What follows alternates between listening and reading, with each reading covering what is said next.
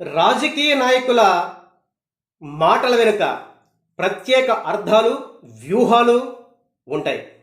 న్యూఢిల్లీలో ఎన్సీపీ నాయకురాలు సుప్రియా సూలే కుమార్తె వివాహ వేడుకల్లో ప్రధానమంత్రి నరేంద్ర మోడీతో పాటు కాంగ్రెస్ దిగ్గజాలు మల్లికార్జున ఖర్గే, రాహుల్ గాంధీ, ప్రియాంక గాంధీ పార్టిసిపేట్ చేయడం జరిగింది. ఈ సందర్భంగా కాంగ్రెస్ అధ్యక్షుడు మల్లికార్జున ఖర్గే నరేంద్ర మోడీని విష్ చేస్తూ, మోడీ సార్ మీరు చాలా మారిపోయారు అంటూ పలకరించడం జరిగింది.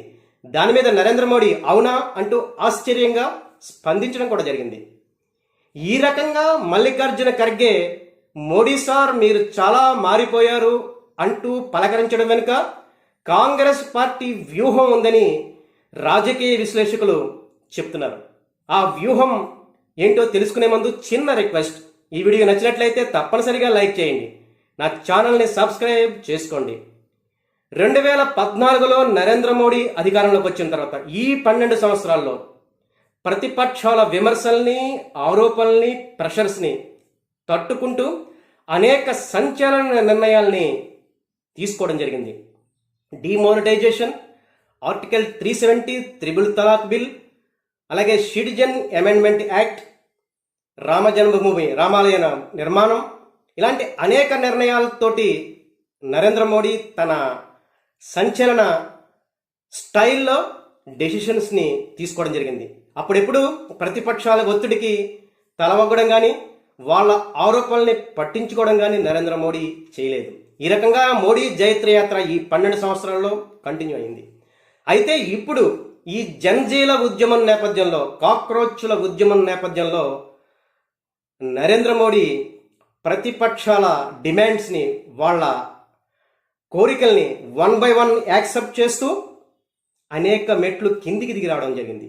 ధర్మేంద్ర ప్రధాన్ రిజగ్నేషన్, అలాగే ఈ వర్షాకాల సమావేశంలో మోడీ ప్రభుత్వం అన్ని రకాలుగానే ప్రిపేర్ అయిపోయింది.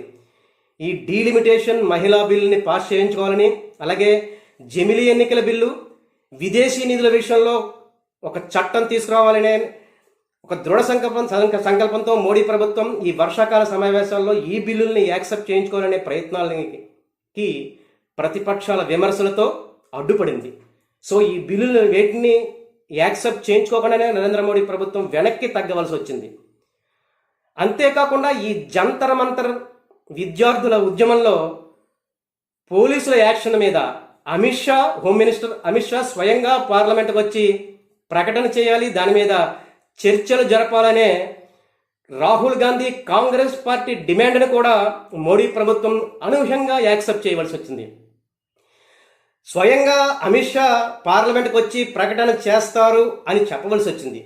ఈ రకంగా మోడీ తగ్గడానికి, ఈ తగ్గిన నేపథ్యంలో ఇప్పుడు మల్లికార్జున ఖర్గే మోడీతో మాట్లాడుతూ మీరు చాలా మారిపోయారు అనడంలో వ్యూహం ఏంటంటే, ప్రతిపక్షాలు ముఖ్యంగా కాంగ్రెస్ పార్టీ ఈ వర్షాకాల సమావేశాల్లో నరేంద్ర మోడీ ప్రభుత్వం మీద పై చేయి సాధించింది, విజయం సాధించిందనే ఒక రకమైన విషయాన్ని నరేంద్ర మోడీ ప్రభుత్వానికి క్లియర్గా చెప్పడానికి, అలాగే రానున్న రోజుల్లో కూడా మోడీ ప్రభుత్వం మీద ఇదే రకంగా కాంగ్రెస్ పార్టీ పై చేయి సాధించడానికి ప్రయత్నిస్తుందని ఒక సిగ్నల్ పంపించే ఉద్దేశంతోనే మోడీతో ఖర్గే ఈ రకంగా మాట్లాడడం జరిగింది. అంతేకాకుండా ప్రజల్లో కూడా నరేంద్ర మోడీ చాలా వీక్ అయిపోయారు, ప్రతిపక్షాల డిమాండ్లని యాక్సెప్ట్ చేయవలసిన పరిస్థితి మోడీకి ఏర్పడిందంటూ మోడీ ఇమేజ్ను కూడా ప్రజల్లో తక్కువ చేసే ఉద్దేశంతో ఖర్గే ఈ రకంగా మోడీ సార్